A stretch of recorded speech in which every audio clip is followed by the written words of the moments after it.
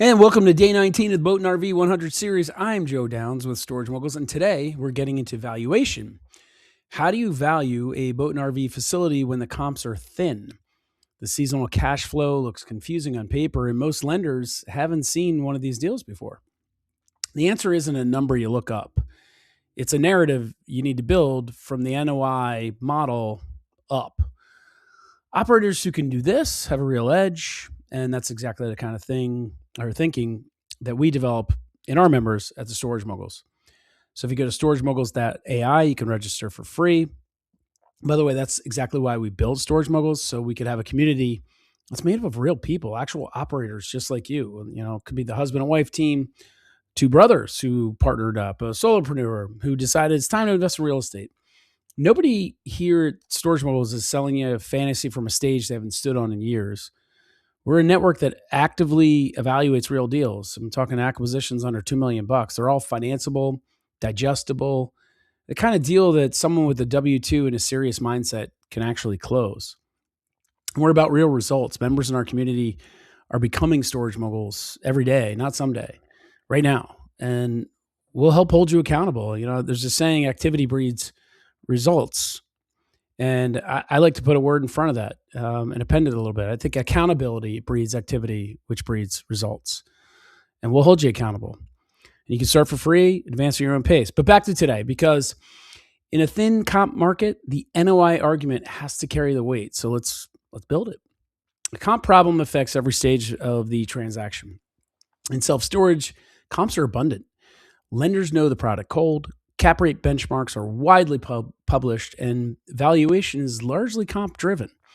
In boat and RV transactions, they're fewer and further between, and they're rarely public. Your lender may have never written one before, or underwritten one, excuse me. The appraiser may not understand seasonal NOI. There's no widely published benchmarks that really exist on this. So the buyer who presents a clean, well-annotated seasonal NOI model and explains the value-add thesis clearly is a fundamentally more credible buyer in the lender's eyes because they're doing the work that most buyers skip. Cap rates in a boat and RV, in the boat and RV range, they reflect what you're buying and the risk the market assigns to it. So stabilized Class A facilities with a waiting list compressed towards the 6 to 7.5% cap rate range. The best assets, the better assets, they price accordingly. Value add deals with below market rents, they price on in-place NOI, probably 7.5 to 9.5%. And the gap in between the in-place stabilized NOI and the stabilized NOI is the return thesis. Undermanaged facilities trade 8.5 to 10.5 cap or more, or 8.5 to 10% more, which puts you in that 8.5 to 10.5% cap range. And capital and operational skills are the price of entry here. These ranges, they reflect operator-to-operator transactions, though. So when institutional capital arrives in force, they will compress the cap rates significantly. And part of that window is the argument from day 6. So you might want to go back and refresh yourself on that one. All right, here's 5 steps to build the NOI model that carries your valuation argument. So 1, 24 months of monthly revenue. I prefer 36, at least 24. You don't know annual totals. Each September gets its own average. Each July gets its own, and so forth. 2, you need stabilized NOI using the 24-month average by calendar month. So when you do it that way, you're smoothing out any anomalies. This is your hold case. 3, you want to annotate the dip.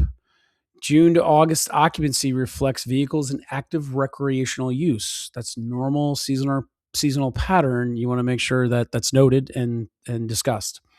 That sentence transforms the summer trough from a red flag into evidence of an engaged tenant base.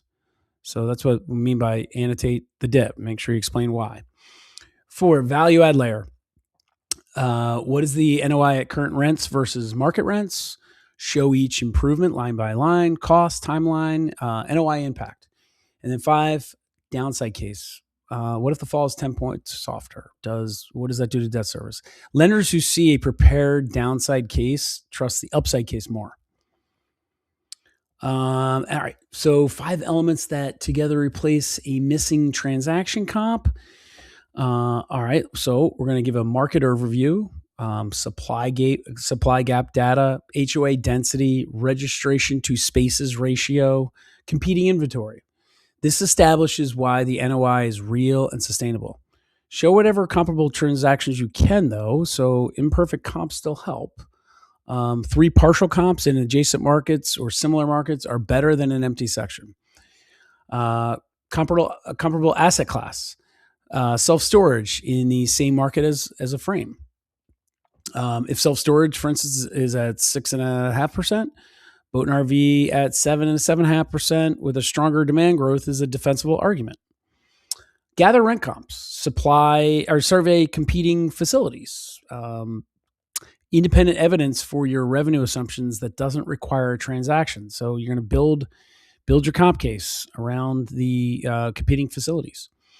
And then provide a value add narrative. So each improvement on its own line item, line with cost, timeline, and NOI impact. Be specific. When you're specific, it's way more credible. Seasonality is the single biggest lender objection and the one you have to be most prepared for. So you need to address the following: the summer dip, which we covered a second ago. You want to annotate that. So vehicles are in active recreational use in the summer, which demonstrates engaged tenants doing exactly what they paid to store their vehicle there for. Revenue swings. A consistent repeating 2-year cycle is more predictable than a retail tenant whose sales depend on foot traffic. Fall spike. It's structural. Demonstrated. HOA prohibited home storage is an annual regulatory reality.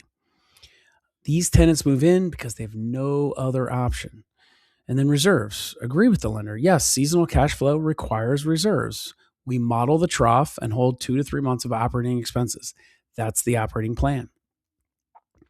The pro forma that wins lender approval shows 4 NOI layers. Make sure you deliver it this way. For your in-place NOI, don't dress it up. Lenders who feel like you're being straight with them trust the rest of your model more. For stabilized NOI, show 24-month average by calendar month, one-time events removed. Remember, that's your hold case. For enhanced NOI, show improvement on its own line with cost, timeline, and NOI delta. Specificity is what makes this layer credible. For downside NOI, show sensitivity by modeling the fall, for instance, 10 points softer. Present it before the lender asks. It signals that you've modeled through the risk and you understand what you're doing. In a thin comp market, the narrative is the valuation, full stop. So build the NOI model, monthly, seasonal, 4 layers, using 24 months minimum. Try to get 36. Write the comp argument, the market data, adjacent transactions, rent comps, comparable asset class analysis, and then reframe the seasonality. Remember, the summer trough is vehicles in use. The fall spike is structural. It's HOA demand. 2-year pattern, showing a 2-year pattern is consistent, predictable, and that for a lender is bankable. All right, next up, day 20, zoning and permits. Outdoor storage regulations vary dramatically. So we'll cover zoning and permits because before you get excited about any parcel or facility, you should spend maybe 30 minutes with the municipality. Could save you a 6-figure mistake. All right, if today shifted how you think about cap rates and valuation in this asset class, hit the like button for me. It helps more people find this series. And subscribing by ringing the bell so you don't miss the episode where a 30-minute call with the planning department could save you, again, a 6-figure mistake.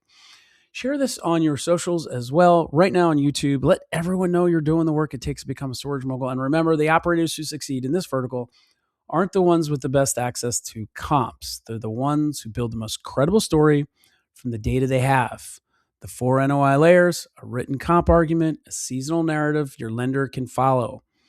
And you can keep learning how to do all this and more and build your own storage mogul empire at storagemoguls.ai. Storagemoguls.ai. Remember, you can start for free. You can level up at your own pace. And if you register soon, I believe we still have some free GPTs to give away. that we built and use ourselves, the deal analyzer, the quick deal analyzer, the handy dandy little tool. Also, evaluation and deal analysis is what drew you in today. Wait until you see the same frameworks apply across every storage vertical we cover. The more verticals you understand, by the way, the sharper every deal looks. Last reminder, join us at storagemoguls.ai. We'll take you from someone learning the math to someone doing the deals. Again, tomorrow, cover zoning, because great facility on the wrong parcel is a problem that could have been avoided with a 30-minute call you didn't make. See you tomorrow.